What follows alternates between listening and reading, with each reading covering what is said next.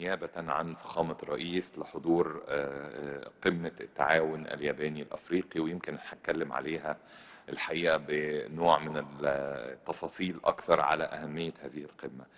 الحقيقة هذه الفترة يعني زي ما حضراتكم متابعين هناك زخم شديد في حركة مصر السياسية والدبلوماسية للتعامل مع كل القضايا المحورية والاستثنائية اللي بتمر بالمنطقة بتاعتنا، وعلى رأسها طبعا قضية قطاع غزة.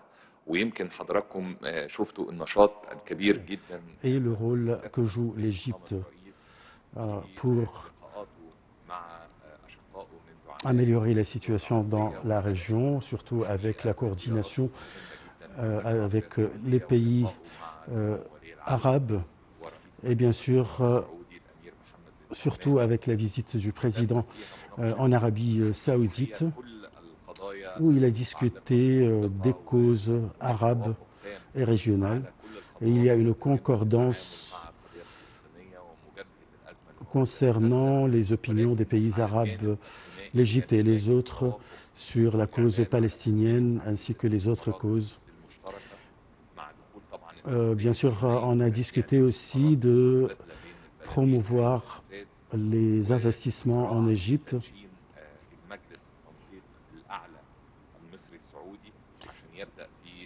ainsi que l'activation du Conseil égypto-saoudien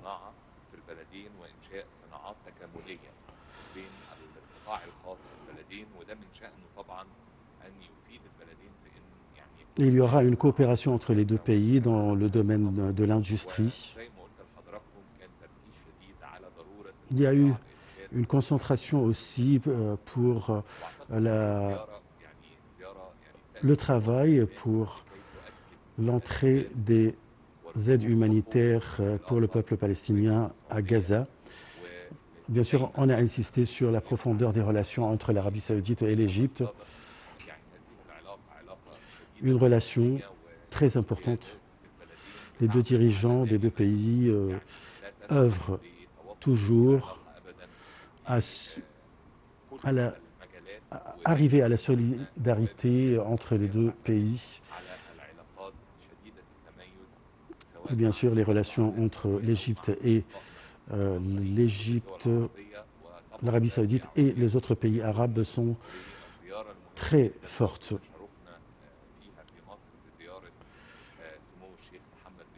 J'aimerais bien mettre l'accent aussi sur la visite du président émirati Mohammed Ben Zayed en Égypte, où il s'est rencontré avec le président El-Sisi à El Alamein. Et bien sûr, les deux dirigeants ont insisté sur les très bonnes ou consolider les relations égypto-émiraties qui sont toujours historiques et très distinguées dans tous les domaines.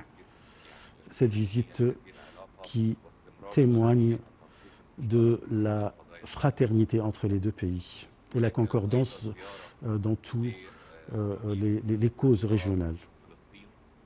Le Premier ministre palestinien a effectué aussi une visite en Égypte, une visite très importante pour coordonner entre l'Égypte et l'autorité palestinienne concernant le plan de la reconstruction de Gaza. Bien sûr, un plan qui a été discuté par beaucoup de pays islamiques et arabes. Il y a eu une discussion sur les détails de ce plan. Il y a eu aussi une visite très importante effectuée par le Premier ministre palestinien avec le ministre des Affaires étrangères. C'était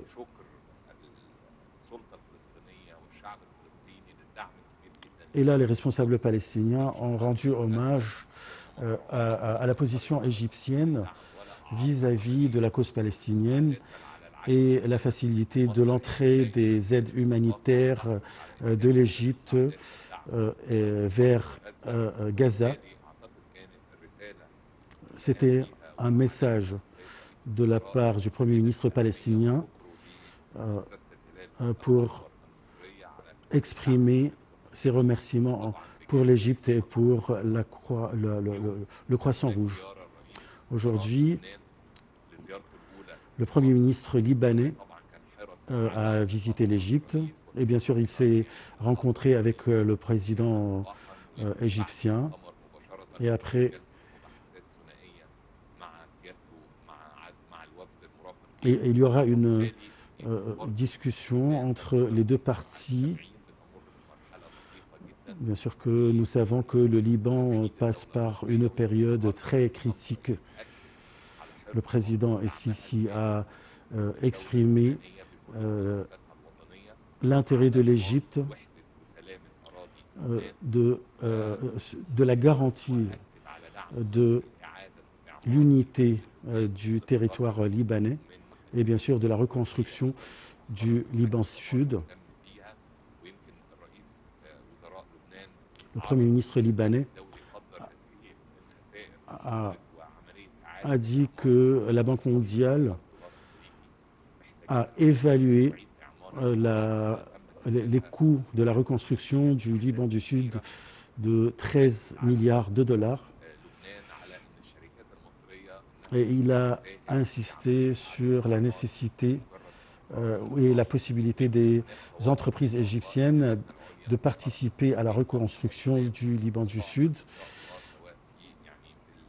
Il y aura un comité mixte égypto-libanais qui sera réuni pour discuter de toute la situation au Liban et les moyens de promouvoir la coopération entre les deux pays. Et ça sera tenu en Égypte, avec la participation du Premier ministre libanais et quelques membres du gouvernement libanais.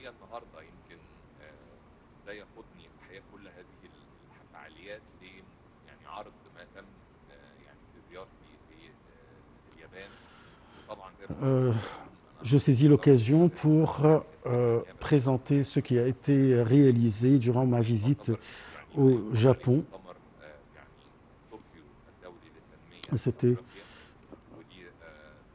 Il s'agit de la conférence africano-japonaise. Il y a eu une réunion entre le groupe égyptien et le groupe japonais et où j'ai encouragé les entreprises japonaises à venir en Égypte investir et voir toutes les facilités que l'Égypte présente pour les investissements directs. Il y a eu beaucoup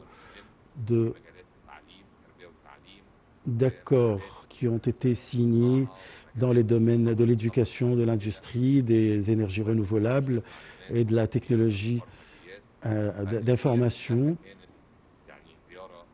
C'était une visite très importante. Il y a eu une affirmation à la solidité des relations égypto-libanaises et les moyens de les renforcer.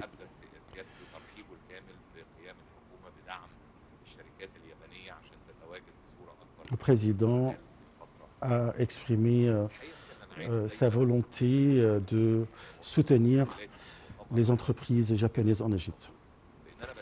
J'aimerais bien mettre l'accent sur le volet économique ici en Égypte.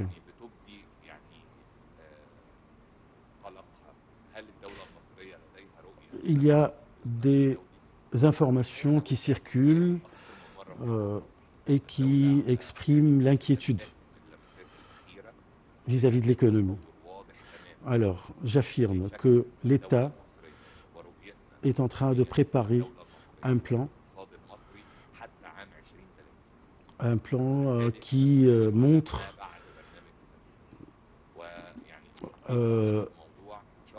le plan économique de l'Égypte d'ici 2030. Et ce plan sera devant le Conseil ministériel la semaine prochaine et on aura un brouillon ou bien un projet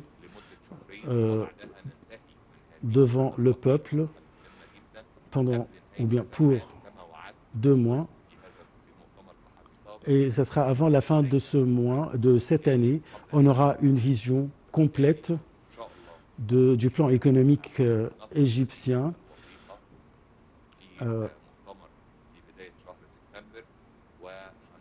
Alors, je répète, à partir du 1er septembre, on va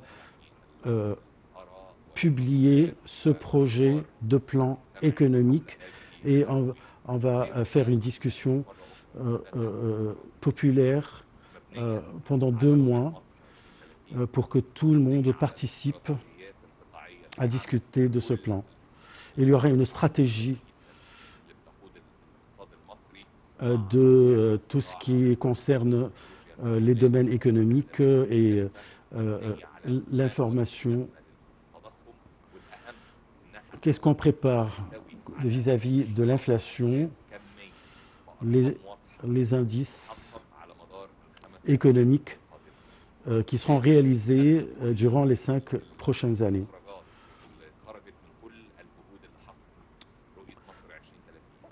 On a eu tous les résultats du dialogue national ainsi que des rapports des experts économiques et on va le publier le 1er septembre.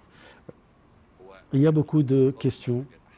Est-ce que l'économie améliore ou pas?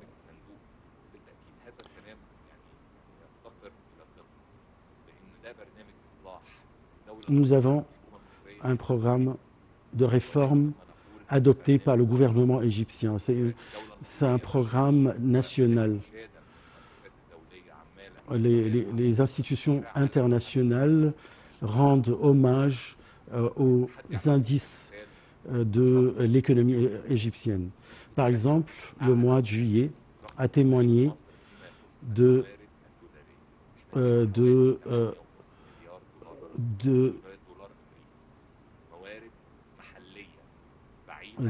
la somme des devises étrangères qui ont été injectées de la part de tout ce qui est gouvernement, ce qui reflète la confiance des Égyptiens de leur économie. Je vous rappelle, quand on avait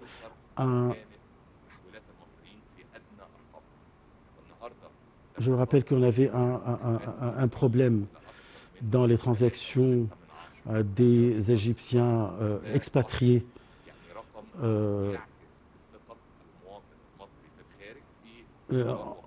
On l'avait révélé, mais aujourd'hui, vraiment, les Égyptiens à l'étranger ont très confiance en l'économie égyptienne. Nous avons des revenus de l'industrie, des expatriés à l'étranger, ainsi que les exportations, bien sûr. Les réserves de devises arrivent à 49 milliards de dollars.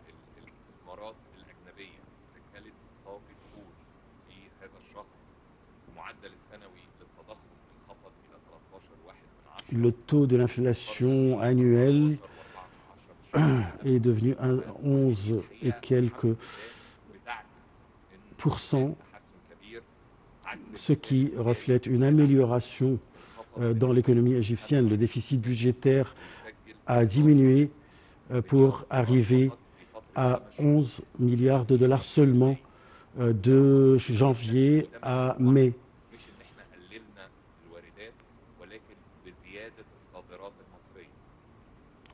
Et c'est dû à l'augmentation des exportations égyptiennes. Selon les experts, alors insiste sur l'augmentation des exportations de l'industrie, de l'agriculture Le seul secteur qui a été affecté, c'est les revenus du canal de Suez, à cause bien sûr des circonstances régionales. Sinon, tous les autres domaines de ressources, de devises étrangères, se sont améliorés. On espère la continuité dans ce domaine, c'est-à-dire de l'amélioration de l'économie égyptienne. Alors, le plan de l'économie sera publié début septembre.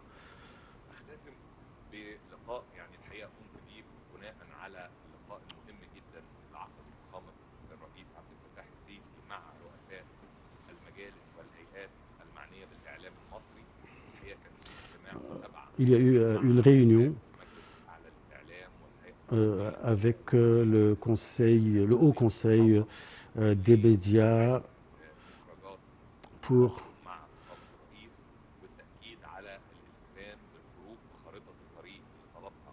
avoir un plan de route de 3 mois.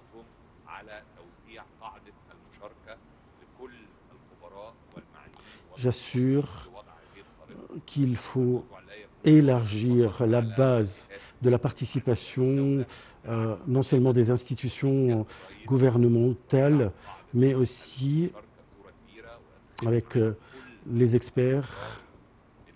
Toutes les expertises doivent participer pour avoir un plan de route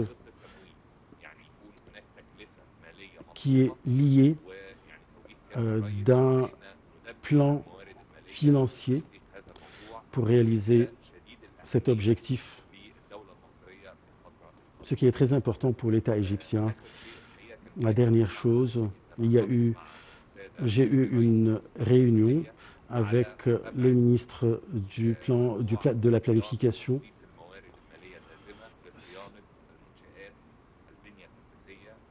C'était sur les infrastructures,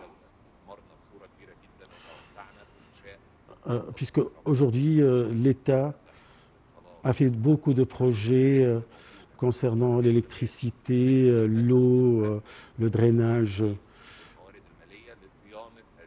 Et il faut avoir le financement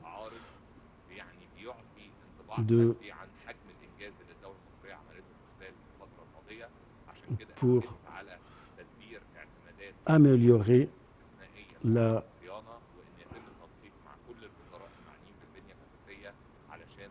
fonctionnement des infrastructures dans tous les domaines, comme je viens de mentionner.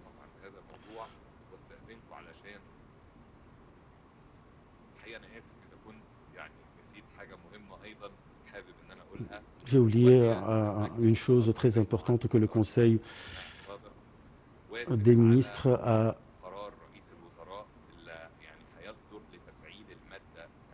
accepté.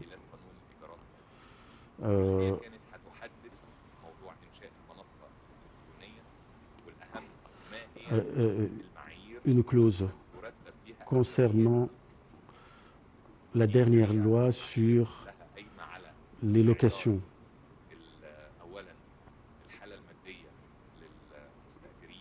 On va faire attention de l'état financier des locataires. Priorité pour les gens en besoin.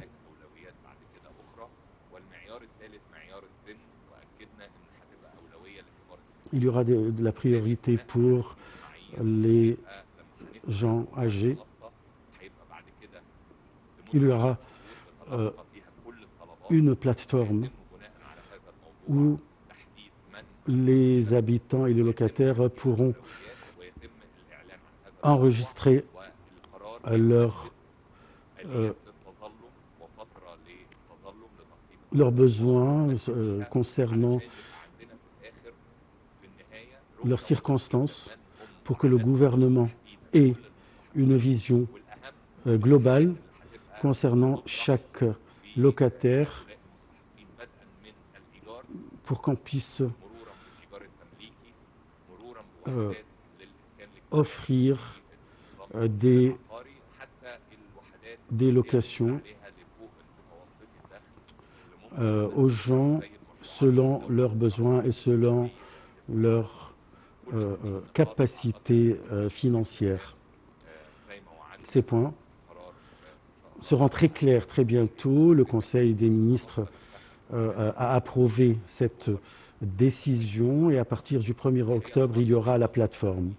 كان هناك ده يمكن أحد مخرجات زيارة اليابان معالي وزير التربية والتعليم، وده كانت L'un des résultats de la visite du Japon, إن إحنا نبدأ ندخل موضوع الذكاء الاصطناعي في le ministère de l'Éducation va introduire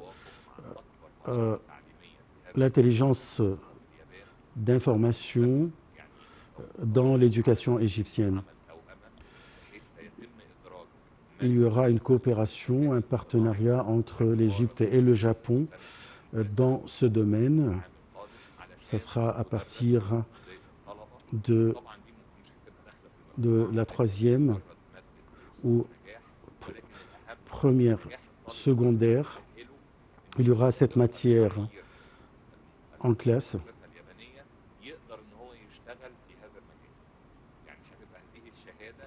Et il y aura un certificat japonais dans ce domaine, même avant qu'il termine ses études, au cas où il passe les tests et les examens qui concernent l'intelligence d'information. Puisque le gouvernement est très intéressé à ce que les étudiants égyptiens puissent être qualifiés dans ce domaine. أكيد العشر سنوات الماضية يا فندم كان يعني حصل تغير كبير جدا في العادات والسلوك في المجتمع المصري. وزارة الأوقاف مشكورة بدأت اشتباك في معركة الوعي وقايمة بدور الحقيقة دور أنا شايفه دور مهم جدا. هل ترى سيادتك أن وزارة الأوقاف وحدها هل يمكن أن تنهي هذه الأزمة؟ هل يمكن أن تقوم بتوعية المواطنين بشكل كافي؟ هل يمكن أن تكون الحكومة مثلا ونحن في حاضر رئيس الحكومة يعد أهم الخبراء في العالم، يعني ممكن نعمل استراتيجية وطنية يكون فيها آلية يعني ندرس التغيرات اللي طرأت على المجتمع المصري، يعني تبدأ مثلا من توعية النشء، وزارة التربية والتعليم تدخل على الخط، وزارة الثقافة أين دور وزارة الثقافة؟ الإنسان المصري هو الهدف والمحور الأساسي من كل عمليات التنمية التي تقوم بها الدولة. هل يمكن أن يكون هناك استراتيجية تعدها الحكومة لمجابهة التغيرات التي طرأت على المجتمع المصري؟ شكرا لكم. شكرا لهذا السؤال، واسمح لي اقول لحضرتك ان احنا بالفعل C'est une question concernant la rue égyptienne et comment introduire dans les écoles concernant l'éducation de la nouvelle génération.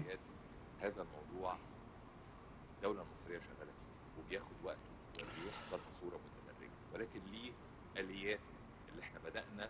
L'État égyptien œuvre à améliorer cette situation et introduire la bonne éducation dans toutes les écoles pour avoir une génération bien éduquée et bien disciplinée. الأمر احنا شغالين فيه بقالنا فترة وهنستمر فيه، ويمكن شاهدنا هذا العام تحديدا التقدم الكبير اللي حصل فيما يخص كثافات الفصول وتحسين مناخ التعليم جوه المدارس، وده On a هنستمر. témoigné cette année que la densité des élèves dans les classes scolaires, ce qui va aider bien sûr à mieux éduquer et mieux enseigner un étudiant mieux discipliné. La coopération dans le domaine de l'éducation entre le Japon et l'Égypte, je crois que ça va améliorer d'une façon remarquable l'éducation en Égypte. Et c'est la raison pour laquelle on a élargi l'établissement des écoles japonaises en Égypte. دايما بنخاطب البني ادم المصري لان عنده الخلفيه التمسك بالقيم الدينيه والروحيه، فالمنصه اللي بتعملها النهارده وزاره الاوقاف وكل الجهد فيما يخص صحح مفاهيمك وكل هذا الكلام ده جهد اخر بياخد جانب، لكن الجانب الثالث الاعلام. يعني لما بنتكلم ان فخامه الرئيس Il faut mettre l'accent aussi sur le rôle des médias. عشان ايه؟ عشان هذا الموضوع، موضوع الوعي وبناء الوعي في الانسان المصري واتاحه من خلال الراي والراي الاخر انه يقدر ان هو يقيم بنفسه ويقدر ان هو ياخد قرار. Le rôle des médias, c'est de présenter l'opinion et l'autre avis ou l'autre opinion pour que le citoyen puisse avoir une idée plus large et pour qu'il puisse voir les choses de tous les points de vue. Et on essaye d'évoluer, bien sûr, soit l'éducation, ce qui mène, bien sûr, au développement économique.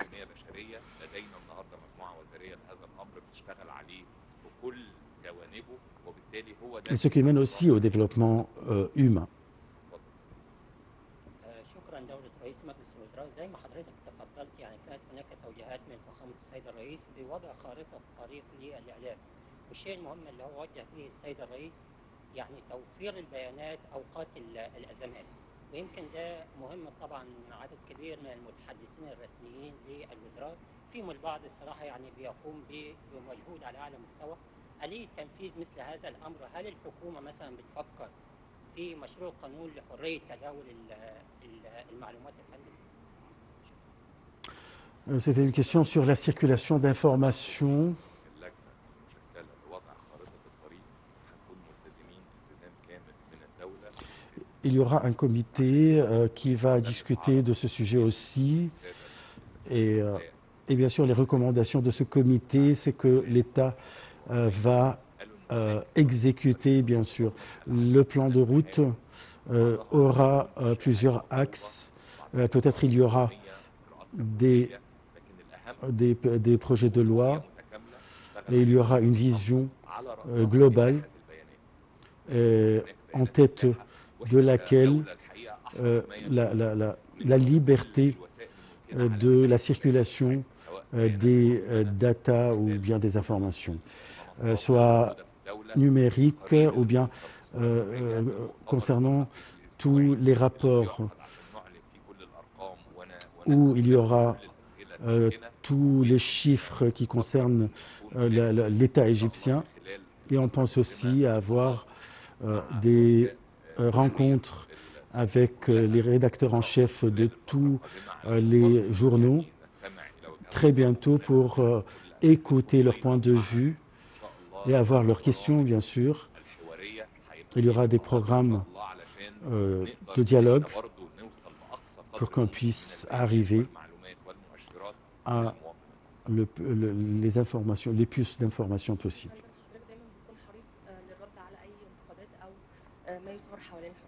مؤخرا كانت الحكومة أعلنت عن خطة لتطوير المطارات بشكل عام بالتعاون مع القطاع الخاص، بس يعني الفترة اللي فاتت أو تقريبا منذ أيام كان في انتقادات لمطار برج العرب وسوء الخدمات فيه، ويمكن أكتر من حد نشر ده على السوشيال ميديا وانتشر. إزاي الخطة اللي وضعتها الحكومة هتساهم في عملية التطوير بتاع مطار برج العرب؟ شكرا. Il y a eu quelques critiques à propos de l'aéroport de Burj Al Arab. Alors, qu'est-ce que le gouvernement va faire? Je vous remercie pour cette question. Le gouvernement a fait des travaux dans cet aéroport, mais les critiques concernent le processus de la direction et pas des infrastructures ou bien de l'établissement. Alors, dans tout le monde, la direction des aéroports, dans tout le monde, sans exception, est dirigé par le secteur privé. Si je parle des pays du Golfe, de la Jordanie, de la Turquie, tous les pays développés, ce sont les entreprises privées qui dirigent les aéroports. Et c'est ce dont on est en train de faire, c'est de proposer à des grandes entreprises spécialisées pour qu'elles viennent diriger les aéroports. Et ça ne concerne pas les aéroports seulement, mais il y a beaucoup d'établissements qui sont proposés pour le secteur privé, pour la direction. De toute façon, on accepte l'opinion et l'autre opinion. Il y en a qui disent que c'est le gouvernement et l'État qui doivent diriger ces institutions, mais il y a toujours des discussions et nous savons tout ce qui se passe et tout ce qui est dit. Et nous, en tant qu'autorité ou bien en tant que responsable, nous voulons que tous les aéroports du pays doivent être dirigés par le secteur privé. عندي سؤال وعندي يعني طلب. السؤال حضرتك هتلتقي بعد قليل مع رئيس دولة رئيس وزراء لبنان الدكتور نواف سلام. عايزين نعرف ايه اهم الملفات اللي هتطرح في اللقاء مع رئيس الوزراء اللبناني، وفي رجاء ده يعني من مواطنين جنوب القاهرة. حضرتك وجهت بحصر الأراضي الغير مستغلة على كورنيش النيل، فيعني يمكن جنوب القاهرة كلها خلصت، بس وحضرتك احنا عارفين ان حضرتك من أكثر المسؤولين المهتمين باللاندسكيب ففي يعني من المعادي لحد حلوان ما فيش حديقة عامة موجودة. كان في حديقة في المعادي في تطوير حاليا على كورنيش النيل المعادي فالتطوير قافلها، لكن في ترى حديقة الجندول دي مثلا مهملة واتقفلت، كان حديقة الشروق بعديها مهملة واتقفلت، فالأهالي بتطلب من حضرتك يعني يبقى في حديقة عامة للمتنفس بيهم لأن هي دي المتنفس الوحيد. Il s'agit de deux questions. La première question, c'est concernant qu'il n'y a pas de jardin public au sud du Caire. Alors, le Premier ministre va aller faire un tour lui-même pour inspecter cette région, mais avec la promesse que le gouvernement œuvre à élargir la distance verte ou bien la surface verte dans tous les pays, non seulement au Caire ou bien au sud du Caire, mais partout. La deuxième question, ça concerne les sujets qui seront discutés avec le Premier ministre libanais, les défis qu'affronte le Liban, comment l'Égypte va aider et coopérer avec le gouvernement libanais pour améliorer les services au Liban, et bien sûr l'encouragement des investissements conjoints. Le volume des échanges commerciaux entre les deux pays pourra bien sûr augmenter, ainsi que l'encouragement des investissements directs entre les deux pays.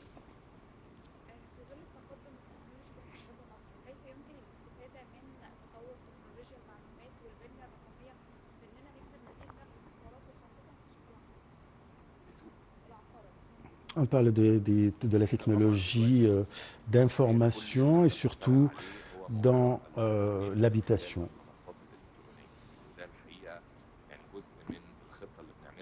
Alors, on crée actuellement des plateformes numériques.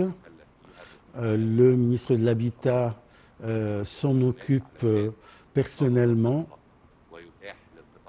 pour que le secteur privé ainsi que ce qui concerne les projets de l'État œuvre à faire monter la plateforme numérique concernant ce sujet.